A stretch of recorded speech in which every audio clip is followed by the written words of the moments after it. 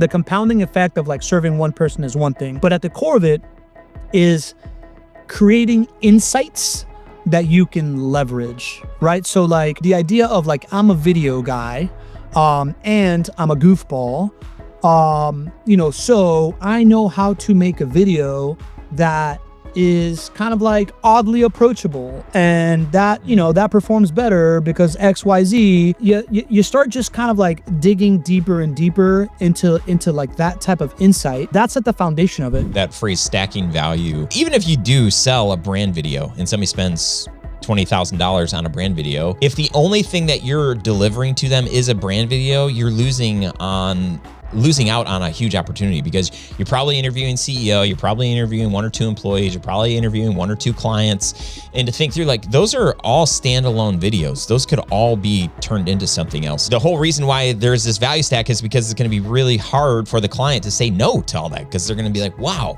So we're not just getting a brand video, we're going to have some testimonials, some shorter testimonial videos that people can watch. So those can live on social, those can live on other pages on our website. We could do ads on those, and then we're going to get this brand video, and then we're going to get this web banner background that we're going to be able to put on the about page or the home page. And there's so many ways that we can cut up what we have. You got to solve a Monday morning problem to get in the door, right? Like, and I've really just kind of like taken that to heart, right? Like if you can solve a Monday morning problem, they'll let you solve the year-end problem, right? But like you gotta prove value.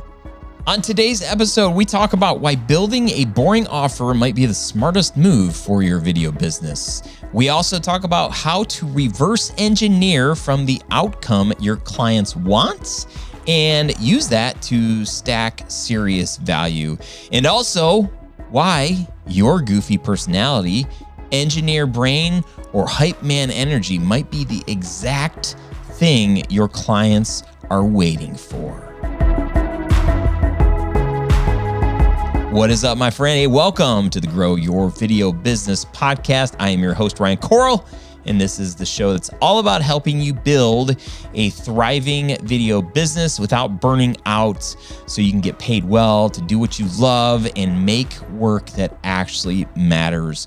Before we dive into today's episode with Pablo Gonzalez, I've got something for you.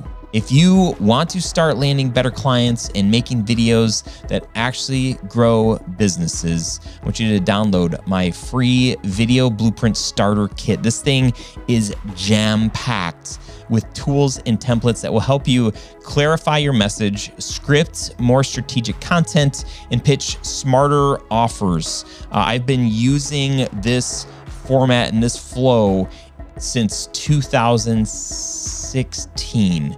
And it has changed the way I do business. It has created much better work for our clients, better experience. I just did one of these recently where a client didn't want to spend more than $5,000 on their video. I convinced them to do a $2,500 workshop. They paid me for the workshop. I pitched them a video package that was $19,000. That's what they went with. This blueprint strategy, this workshop method is a game changer. So go grab this document for free at studiosherpas.com/blueprints, or you can hit the link up in the show notes. This conversation with Pablo is loaded. Love this guy. We talk about niching and why it's so scary. We talk about building offers that create predictable income. Raise your hand if you would like predictable income. Okay, both of my hands are raised. And we talk about the overlooked power of using video as an engagement strategy, not just a deliverable. Okay, so buckle up. It's a good one. Let's get into it. Here we go. What's up, my friend? Hey, welcome to another episode of the show. Today with me is my friend Pablo Gonzalez, who is the chief evangelist of Vendaroo. Vendaroo, yes. Like a kangaroo, right. Vendaroo. Vendaroo. Ah, man, so close. And he's also founder and CEO of Be The Stage. Pablo, welcome to the show, my man. Ryan, it is good to be here, my friends. I do not take lightly when somebody offers me their stage. So I am here to add as much value to you, to our friend that's listening. Let's make this awesome, man. Awesome. I love it. And the pressure is on. You got to bring the heat today. And literally, I think you probably are bringing the heat. Are you in Miami? No, I'm in northern Florida, Jacksonville. I thought you were gonna say that I'm bringing the Oh. heat because of my Hispanicness, right? Like Oh. muy caliente over here, bro. Ay, ay, ay. I used to say, I've my Spanish is like I've got some, but soy caliente. I used to say, and people would say like, no. When I was in Peru, I would say that, and people are like, no, like don't say it. I'm like, what? It's hot, man. It's like, Yeah. no. It means something else. I think you're pretty hot, dude. I don't think you're far off. Man. So, hey, when we met, we got Pablo and I got some time together, hanging out in a hotel room with a bunch of other entrepreneurs and creators. You kind of shared this story, like we were talking about right before we hit record. You were kind of new into it, Vendaroo, right? That was the new thing. Yeah.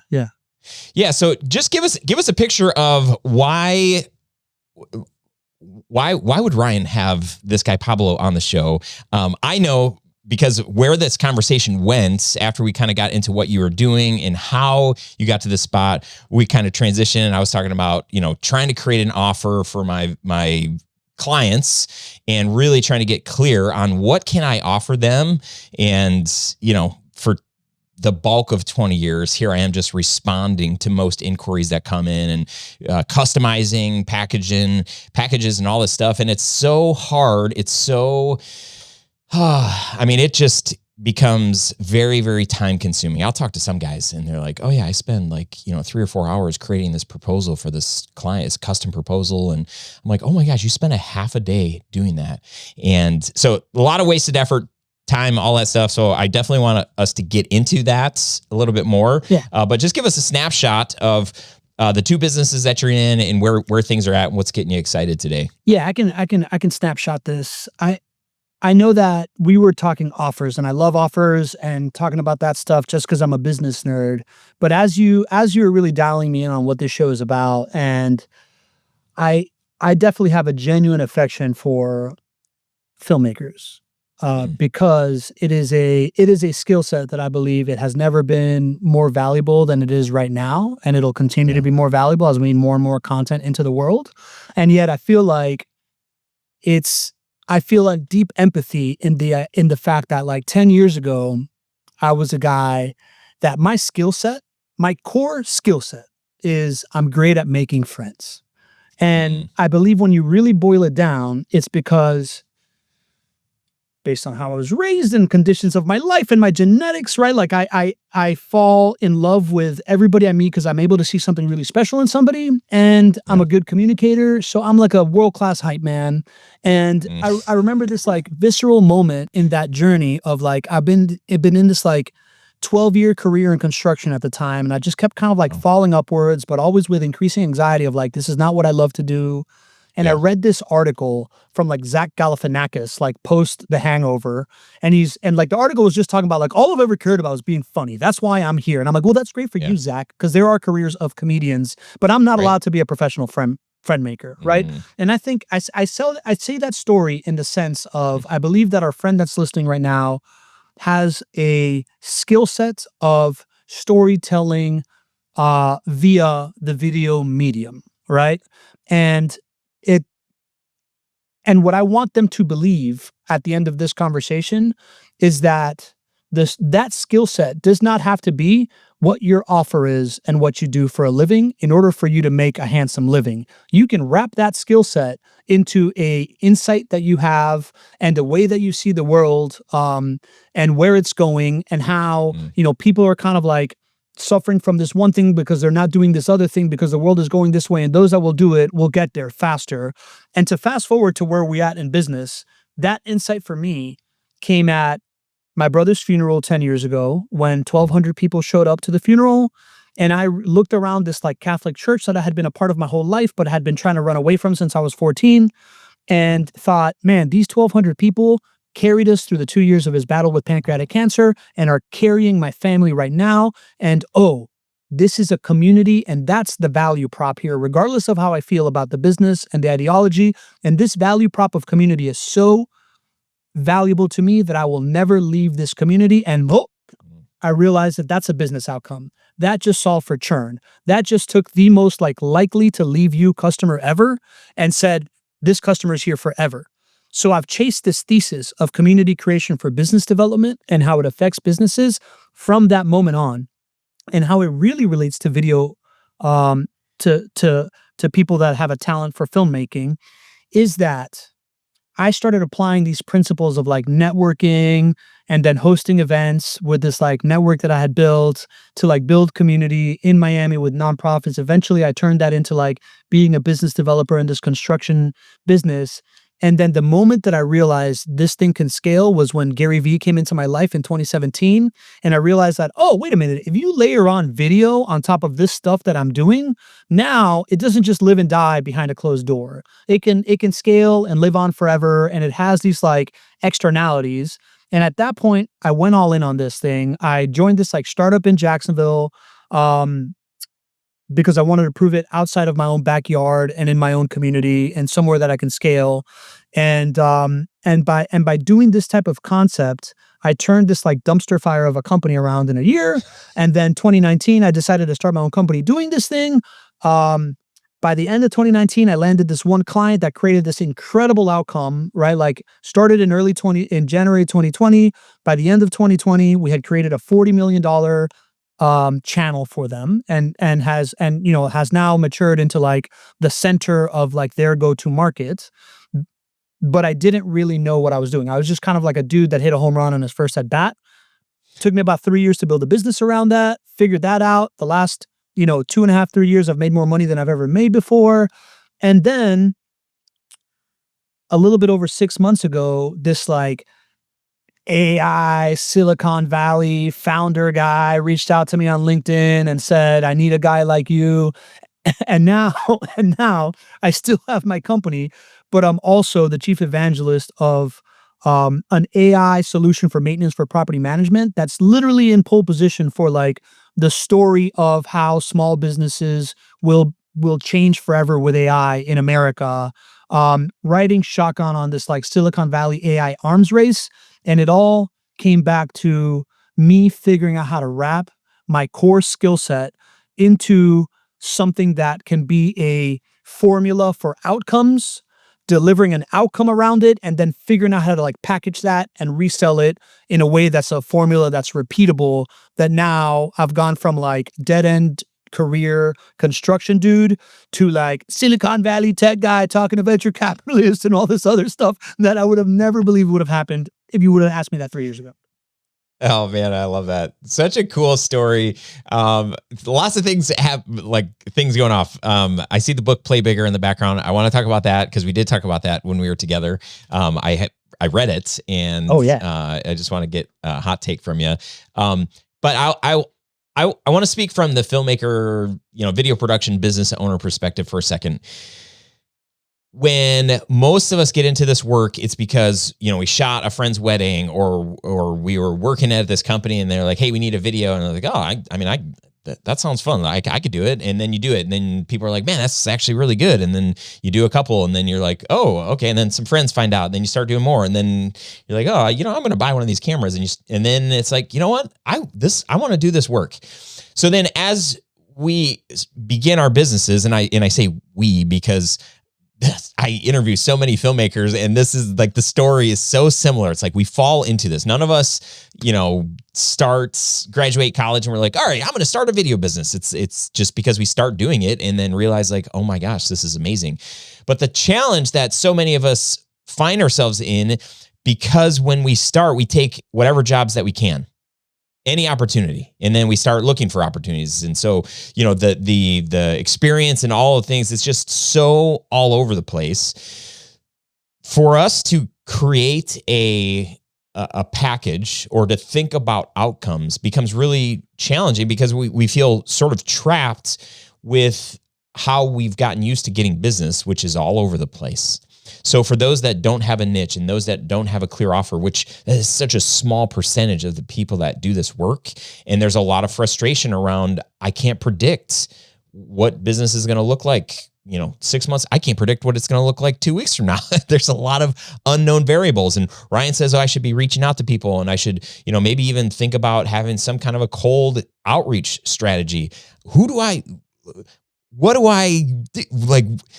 So as you're talking about, packaging, kind of your skill set, the thing that makes you come alive, or the thing that doesn't. I would say that most filmmakers would think like, well, how can my goofiness, or how can my seriousness, or how can my engineer mindset, or any of that stuff, how can I build an audience around that, or look for clients that would appreciate that? What are your thoughts? I got a couple different places to take that, man. I think the obvious advice that you're gonna get that was really hard for me to like swallow for a while. I believe in it, but it was very hard to swallow, is find a niche, right? Like if you can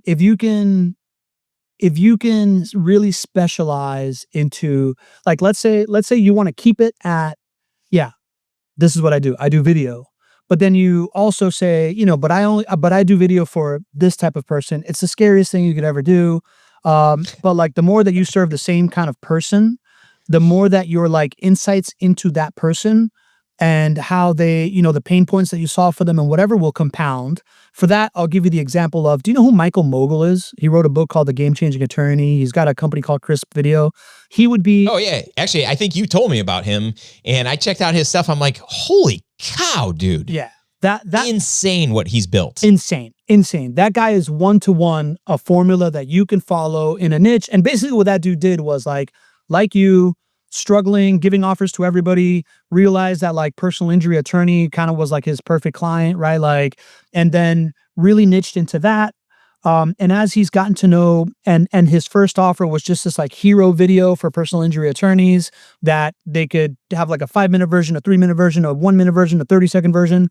And then he started realizing, oh, they need to distribute this. So he started like figuring out how to like do ad spend for those videos. Then he realized, oh man, these guys just need help in marketing. So he started just like marketing for these people, but and then he realized, oh man, these guys need a community. So he's built this like insane event that I think everybody that's a video builder should go to. It's it's called the Crisp Video Summit, just to see what's possible, man. Because this dude's out there renting the Mercedes-Benz Dome in Atlanta and giving out Teslas and doing crazy stuff. So that's one thing, right? It's like the compounding effect of like serving one person is one thing, but at the core of it is creating insights that you can leverage, right? So like the idea of like, I'm a video guy, and I'm a goofball, so I know how to make a video that is kind of like oddly approachable, and that, that performs better because XYZ. And as you start making oddly approachable goofball videos for a bunch of people, you're going to be like, oh, and it works particularly well when you have a product that is not a funeral home, or maybe it is a funeral home, like, right? Like you start just kind of like digging deeper and deeper into like that type of insight. That's at the foundation of it, because on the other side of this like niche and Michael Mogul kind of like idea of building a business around the niche and just going all in, is a guy like me who I don't know how to. I've now read Save the Cat and all these other like maybe like 8 to 10 story books, right? But I tell people all the time that I've made a living around just making people feel comfortable talking to me, and there happens to be a camera there, right? Like, so even that part of it, if you can really dial into that part, like you can niche into folks that want video but are nervous, right? And then you can kind of like extrapolate from there. It's a very clear selling point. If you want to talk about it from a productized standpoint, one of the most successful things that I've done, which we talked about, is the podcast as a trade show booth. Right. So like, oh yeah. If a company is out there at a trade show and they have a booth, normally they just have some stupid squishy toy or a pen, or maybe they're giving away an iPad. But either way, nobody actually wants to talk to them. They're just walking around like looking at you like you're in a fishbowl and not really wanting to engage. If you turn the podcast into like a small set and you put your camera and your lights and you put some mics on people and you tell people that, oh, we're actually filming a podcast around like the thought leaders in this space, then voila, everybody's like, oh, I want to be on TV. And they come in, and you as the filmmaker, you can do that for people, right? Like that little product sells like hotcakes. And that's really helped. Another thing, something I'm desperately looking for right now, I'm trying to train my team. There's all these like repurposing softwares and agencies and whatnot, but somebody who can take a podcast and not just pull clips from a podcast, but create stories from these clips and be like, dude, this has a story and this is what it is. I'm looking for that skill set right now for people, right? So like all these little types of niches around an insight or like around an outcome that you can actually deliver or around a niche, that's the answer to the question. That I forgot what the actual question was, but I remember I wanted to go into those 3 places. Well, before we get more into questions, if you want some people to pitch you, then share whatever best contacts. If somebody is like, hey, I could turn a podcast into a story. Yeah, Pablo Contact at BeTheStage.live. There it is. Yeah. Okay. So reach out. Don't be annoying. Be helpful. Yeah. I'll send you a couple clips and you show me what you got. Dude, this is so good. Yeah, I forgot about the crisp guy that you shared him, and I looked at his event. I'm like, what the heck? This guy's a humble video guy, like the rest of us, and turned this thing into so much. And here's, as you were talking, I'm taking some notes, and I wrote the words. I wrote, make something boring, and then I wrote next to that, make something boring as your flagship. These are like these words hurt. If you're creative, it's like, Ryan, I want to make documentary style. I want to tell the story. I want there to be, some kind of narrative. I want cinematic shots. I don't want to create something boring. Or whatever. You need something that gets people in the door. And for the last, 2012, when we went from wedding films and we launched our corporate brand in 2012 to say, hey, we're going to tell stories for businesses, to convince a business owner that a story, a hero video, a 5-minute video or something will get them clients has been one of my biggest challenges over the years. There are plenty of like ways to build case studies and to, kind of say like, well, yeah, it's good for branding. And this is why people spend so much money on branding, because it's so important to communicate who you are, what you care about, and all of those things. So as I've struggled over the years to create these, or we've done a lot of brand stories, but for people that really align and already understand that they need a story. But for anybody who's on the fence, those people are not, most of those people don't convert to clients. They're like, no, I need something that's going to, like, for sure, what's the ROI on this $10,000 or $20,000 investment? I'm not going to spend $20,000 on a video where you're just like, yeah, it's going to look sweet and you're going to love having it. Tell me I'm going to get clients from it, and I'll spend $20,000, right? Because I get a few clients and the video's paid for itself and the video's going to live on and all that stuff. So my suggestion at this point in my career is, if you can simplify that, if you could start with hey, what's the 30-second version of that? Or what's the barest, bonesest version of that? And it might be something like this, where you bring on the CEO to do a podcast style thing and you get the story there. You don't, like, minus the sweet production lights and all the things, but you start with content that this company, the CEO or whoever, can start to use little by little, and they can get a little bit of traction. And they didn't spend $20,000, maybe they spent $2,000, and they've got some tools that they can start putting out there. Because I will say that most of the companies that we've worked with, they haven't done a lot of video, if any, before. So for them to go out of the gate and to spend $10,000 or $20,000 or more, that's like a big ask. There's a lot of trust. There's a lot of like, man, we hope this works. Mm-hmm. So, hey, instead of like going for it all at the beginning, what could you create that could help solve a problem that they have that isn't going to take a 3 or 4 person crew, and it's not going to take 2 days, and it's not going to take 40 hours to edit? What can you do that can add value? And then you start to build trust. They start to get some wins, and then you come back with, hey, just so you know, most clients will start here, but then eventually they want to tell a deeper story. Mm-hmm. They want to, get their brand story out there and to build more trust and to get more awareness. So I just wanted to share that, because can I just jump into that real quick? Yeah, please do. When I set off to build to be known for community creation for business development, that's like a $50,000 hero video, right? Like, my coach, Jerry McNamara, told me, you got to solve a Monday morning problem to get in the door, right? Like, and I've really just kind of like taken that to heart, right? Like, if you can solve a Monday morning problem, they'll let you solve the year-end problem, right? But like, you gotta prove value. And for a business, I think that our friend that is hanging out with us right now can literally just copy what I have done, in the sense that every business that I have ever spoken to, more than a hero video, right? Like, yes, that's a dream. I would love to have a hero video. I want to look like the last action hero out here saving people's lives. But everybody wants testimonial videos with their clients. Everybody does. like everybody wants that. Everybody wants ways to show how their stuff works really well for people. And they also want better relationships with those people, and, you know, opening the door to a couple of other relationships. So if you can wrap your offer into not just a hero video, but like, why don't we set up, you know, this content session as like an experience for your VIP clients, right? Like your best clients. And I've done this, man. I've done this. I sold this for 15K to a contractor before. Like, let's just have a day where we go to, like, this dude is a, remodeling contractor. I was like, let's go to the kitchens that you've built and set people up. And, we have this like VIP day of like, man, this is my kitchen. And like, listen, this is how great of a homemaker I am, and how great of a father I am for having afforded this for my wife and family.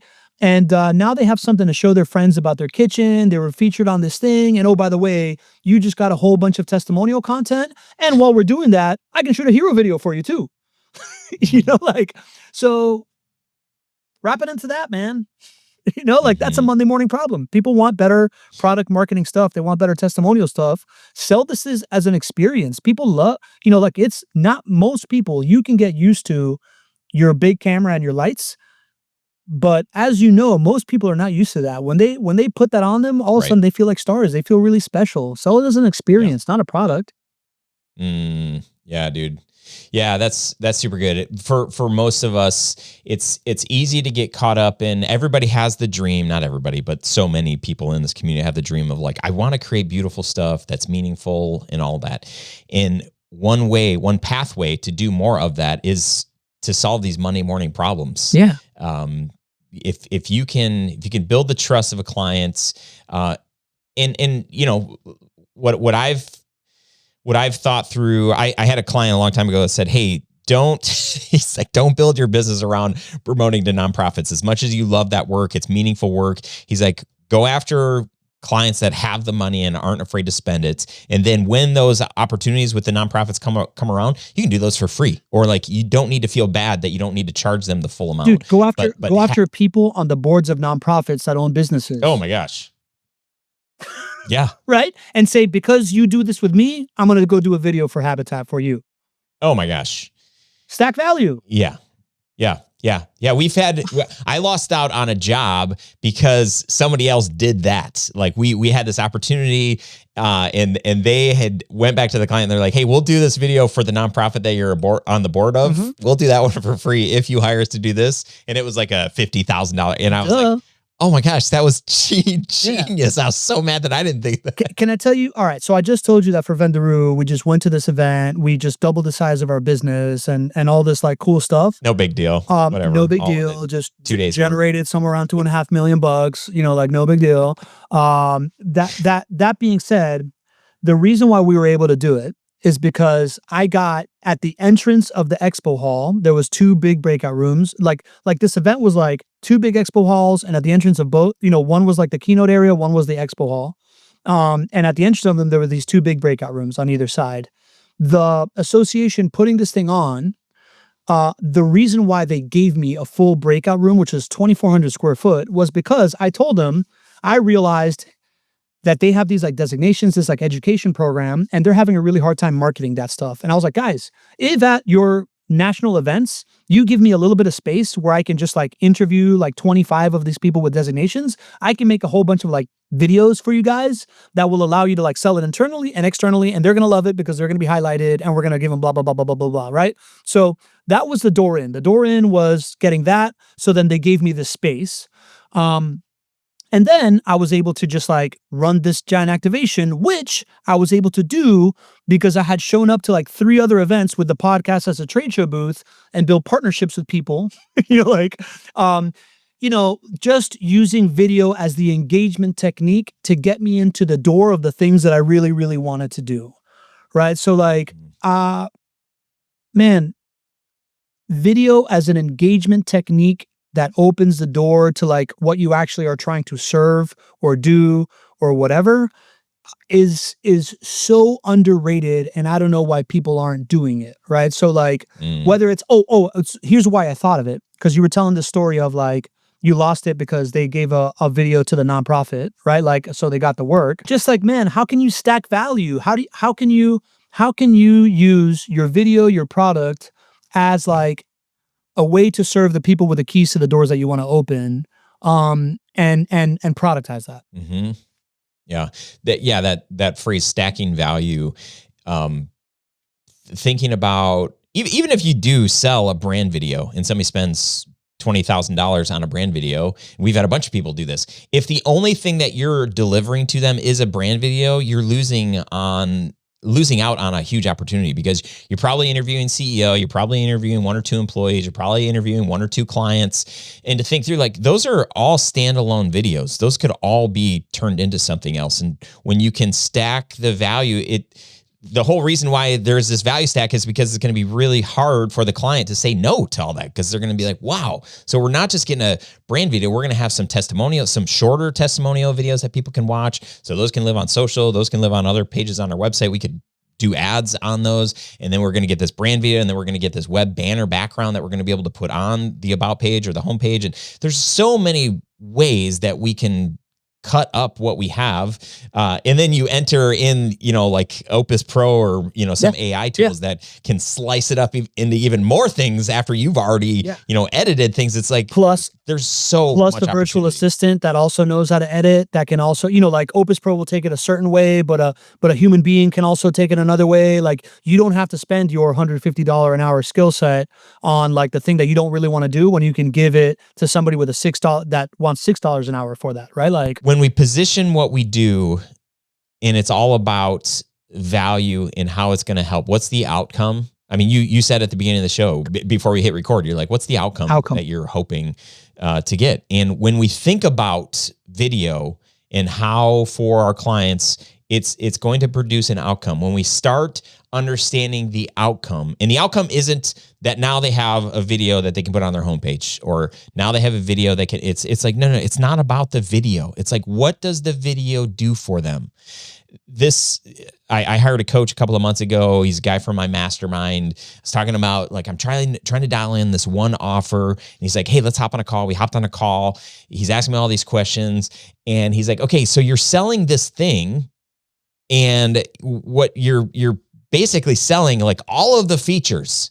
And I'm like, no, this isn't what I tell my clients to do. I always tell them to sell the benefit or the, he's like, yeah, but you're doing the exact opposite in your own sales. I'm like, I know, but it's just easier to talk about everything that's included, how long we're going to shoot for, all the amount of videos that they're going to get. He's like, dude, like, take your own advice here and do this for your own piece of video that you're selling, and talk about what's the outcome. And my pushback has always been, I can't guarantee outcomes, but I know that the right kind of video and the right kind of place can generate more leads, can generate more sales, can save you so much time. Like, I really do believe those. Mm-hmm. He's like, okay, well, do you think that these videos that you're trying to pitch are going to do that for people? I'm like, not for everybody, because I don't think they're going to use it the right way. And he's like, right. But for your ideal client, if they're doing this the way that you're kind of guiding them, mm-hmm. can it help them make more money? Can it help them save? And I'm like, yeah, totally. Yeah. He's like, okay, that's how you need to sell. I'm like, yeah. Oh man. Like, me trying to get over this hump of like, I just don't want to sell, how you say that? Sell a bill of goods where I'm just like, I can't guarantee it. And I want to, just believe so hard, so much in having integrity and all of these things. And Ryan, I echo with this so much. It's so hard to fake it till you make it when you really mm-hmm. care about people. So this idea of like sell an outcome to me it rings true, but what rings more true is reverse engineer from the outcome in. So if you're giving them a brand video and what you're thinking of, if you're thinking from the outcome in, then you may think, okay, this is what this Michael Mogul guy did, right? Like he's selling them a video, but if they don't know where to put the video, then the video is not going to do the outcome. So he just figured out how to like do that, right? Then you know where to put the video, but you don't know how that ties into your marketing stack. So he figured out how to do that, right? Like if you just start, if you change your lens to think from the idea of like, I want to provide a video to I want to provide an outcome, and the video is a tool to provide an outcome, then that sets a really nice trajectory for you to, as you get better and better at using your tool, and now in this AI world where you can also wrap other stuff around it, you can continue to stack value. For example, you can continue to stack value that'll help them get, that'll reduce the doubt that you have of them getting to their outcome. And the perfect example is like the first time I did the podcast as a trade show booth strategy, I was like, all right, we're going to do this. People are going to come. I'm then going to like edit the videos and send them as gifts. Then I'm like, well, all right, this is an engagement strategy. I know that if like we use it to engage, what can we do more to engage? I was like, all right, cool. So version 1 was, we're going to do the podcast as a trade show booth, but I'm going to have my team in the Philippines ready to like edit the video overnight so that the next day the salesperson can give them here's your sizzle reel clip. Holy cow. Right. Then, and then we give them everything else a week later. Right. Like nowadays it's evolved to the point where we are doing that. We're giving them that. We're giving them the copy for when they give somebody the clip. Oh, and by the way, here's like what you put on the caption for you so that you don't like wonder what to say. When we deliver the videos afterwards, we're like writing the emails of how to send it to people, right? Like AI can help you do all this stuff now, man. So like, it's just like, what else can you take away from like, yes, you got your tool. What else can you like shave off of them that'll help them get to the outcome? And as long as you continue to think that way, your business will continue to grow in a non-linear way, because at some point that's going to create an offer that nobody else is doing. When people are buying things, they're buying an outcome and they're buying certainty. Right. So like if you can wrap this thing in like, oh, you get this, but you haven't bought this before because you know that you're also going to have to do blah, blah, blah, blah, blah. Guess what? I got 90% of that stuff covered for you, bro. Here's all you got to do. Yep. Yeah. Turnkey, making it easy for people. Again, they don't want the video, and a lot of people will not do it because, or the people that do. And the thing that all us video people complain about is they spend $20,000 on this video and then it's buried on their about page. It's not even, it never gets seen. And so we're just like, oh my gosh, of course they're not going to hire us to do another video because nobody's seen this. So to help, to lubricate, give whatever you can. Yeah. What's that? To lubricate, like just like, make it happen. Yeah. Just make it happen. This is really good. Even like taking the transcript from, let's just say, the hero video, or better, take the transcript from the entire interview of the CEO and, but a simple, okay, focus, Ryan, just simple here. Take the transcript from the hero video and turn that into, okay, if I'm going to post this on LinkedIn, how do I want to position this? And how is this going to be valuable to our ideal client? Like, let's talk in a way that it does that. And then here's what, if you're going to upload it to your YouTube channel, here's the description that you can put, and here's the title, and anything that can make it easier and not give that company any excuses for not posting it, not knowing what they should say or how they should do it, because they're not in the trenches of doing video every day and all the time. So to make it super easy, even if they don't use the copy that you give them, at least they're like, oh, okay, we see where you're going with this. We're going to tweak this and make it say this, but at least you help them, you lubricated it, and now they're able to take it to the finish line. I promise you that transcript from the hero video, when you pop it into ChatGPT, can produce 5 to 10 SEO optimized blogs for them as well. Just add value. And the thing is, like, you think like, well, they could do that too. They could, but if it's coming from you and like, whether or not you're charging them or you're just here's an added value. It makes you unique. It makes you stand apart. It makes you be seen as somebody that really wants the best for them, and you're going to do whatever you can to add that kind of value, and that's what builds trust and relationship and long-term clients. I think. I agree, man. I agree. And like what I find is just like it's really easy for me and you to go back and forth, but that's where I see the value. That's where I echoed with you in that conversation. Like the fact that you've built this business, you've done this, and you've seen these kind of things. And now I like to say one of the things that I'm jealous about for video creators and filmmakers is that you get people's best ideas. Right? Like when you got a camera on someone, they're going to give you their best pitch, right? And for you to take that lens inwards and serve other filmmakers and other folks that are doing this, because it's often like you can be so close to this thing and be so like you literally might be an inch away from unlocking this thing, but until they'll take like a class like yours or go to an event of yours to just kind of like get nudged one way or another, I think you can just like open up entire worlds with just like a small directional kind of like shift that makes things so easy. And who better to learn it from than somebody that's doing it in your own context kind of thing, man. So like I'm really into anybody that's trying to help people like them, trying to refine a better offer, because a better offer will unlock quality of life, meaning more revenue from your business, easier to get more clients, like predictability, and just like mental health, man. I think you're doing the Lord's work, Ryan.